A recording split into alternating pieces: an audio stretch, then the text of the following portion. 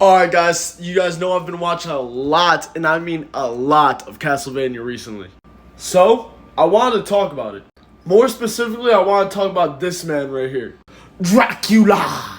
But however, before we get into this topic, go ahead and become part of the family, because if you like content like this, and trust me, you will like content like this, you're right where you need to be. So, even though I loved Castlevania, and honestly, Dracula is probably my second favorite character in the whole entire show, one thing that did upset me is the lack of fight within Dracula and his son, as well as Trevor Belmont and the one female, I'm sorry, I forgot her name. Like, don't get me wrong, I know Dracula's strong, and I know he was basically holding back the whole entire fight, but a part of me wishes that the fight was just more drastic. I mean, really the whole time, he was just dog walking them. And I mean, it's very valid, because Dracula is probably the strongest, well no, dude's the strongest vampire there is.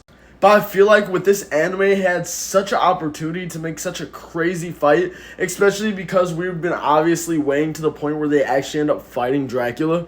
And I think, honestly, Alucard and Dracula had obviously the most coolest moment throughout the whole entire fight. Flying through the castle, bursting through all the walls, like, I'm not gonna lie, it was kind of raw.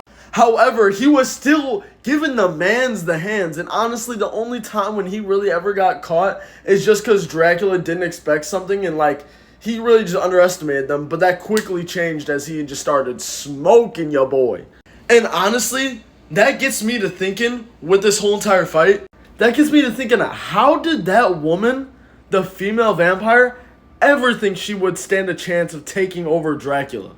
I mean, let's just think about it here. When Trevor Belmont, Alucard, and the one female, again, sorry, forgot her name. Realistically, when they got to that castle, they had 3v'd like 10 to 15 people. Legitimately, majority of them being either the female vampire's army or the main captains that were going to tag along with her.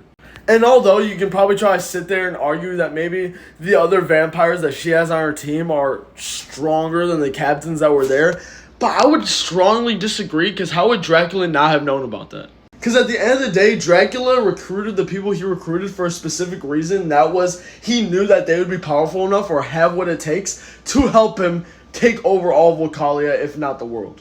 So why would he leave out more strong people than what he had?